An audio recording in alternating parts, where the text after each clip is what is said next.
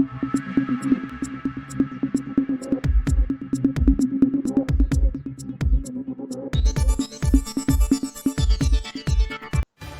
DGP R. Sreelekha മത്സരിക്കുന്നു. Thiruvananthapuram നഗരസഭയിലേക്ക് BJP പ്രഖ്യാപിച്ച സ്ഥാനാർത്ഥി ലിസ്റ്റിൽ ശാസ്തമംഗലം വാർഡിൽ നിന്നാണ് R. ശ്രീലേഖ IPS മത്സരിക്കുന്നത്. ഇന്നലെ 67 പേരുടെ ലിസ്റ്റാണ് BJP പുറത്തുവിട്ടത്. VV രാജേഷ് കൊടുങ്ങാനൂരിൽ മത്സരിക്കും. ബീഹാറിൽ രണ്ടാം ഘട്ട വോട്ടെടുപ്പ് നാളെ നടക്കും. 122 മണ്ഡലങ്ങൾ ഇത്തവണ വിധിയെഴുതും. ഇതേസമയം ഇന്ത്യ സഖ്യം നുഴഞ്ഞുകയറ്റക്കാർക്ക് അവസരമൊരുക്കുന്നവരാണെന്ന് കേന്ദ്ര ആഭ്യന്തരമന്ത്രി അമിത്ഷാ പ്രചരണ റാലികളിൽ ആരോപിച്ചു. ഗണേശനെ പുകഴ്ത്തിയ നേതാവിനെ കോൺഗ്രസ് പുറത്താക്കി. കൊല്ലം വെട്ടിക്കവല പഞ്ചായത്ത് പ്രസിഡന്റ് അസീസിനെയാണ് മന്ത്രി ഗണേഷ് കുമാറിനെ പുകഴ്ത്തിയതിന് പുറത്താക്കിയത്. ഡോക്ടർമാരുടെ വാദം അസത്യമാണെന്നും തൻ്റെ ഭർത്താവിന് മതിയായ ചികിത്സ കിട്ടിയില്ലെന്നും ഹൃദ്രോഗ ചികിത്സ കിട്ടാതെ മരിച്ച വേണുവിൻ്റെ ഭാര്യ സിന്ധു മാധ്യമങ്ങളോട് പറഞ്ഞു. ഇനി ആർക്കും ഈ അവസ്ഥ ഉണ്ടാകരുതെന്നും സിന്ധു പറഞ്ഞു. അട്ടപ്പാടിയിൽ നിർമ്മാണത്തിലിരുന്ന വീട് തകർന്ന് കുട്ടികൾ മരിച്ചതിൽ സർക്കാർ മറുപടി പറയണമെന്ന് പ്രതിപക്ഷ നേതാവ് VD സതീശൻ ആവശ്യപ്പെട്ടു. അതിദരിദ്രർ ഇല്ല എന്ന് പറയുന്നവർ അട്ടപ്പാടി ഉന്നതി ഒന്ന് പോയി കാണണമെന്ന് VD സതീശൻ പറഞ്ഞു.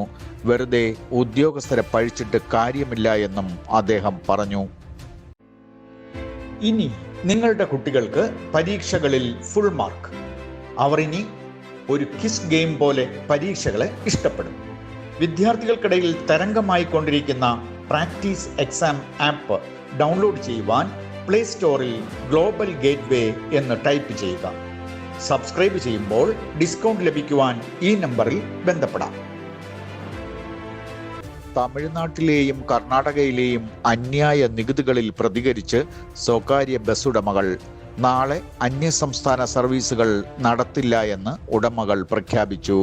ബംഗളൂരു ചെന്നൈ യാത്രക്കാർക്ക് യാത്ര മുടങ്ങുമെന്ന് തീർച്ചയായി. അട്ടപ്പാടിയിൽ പുലിയുടെ ആക്രമണത്തിൽ ബൈക്ക് യാത്രികർക്ക് ഗുരുതരമായ പരിക്കേറ്റു.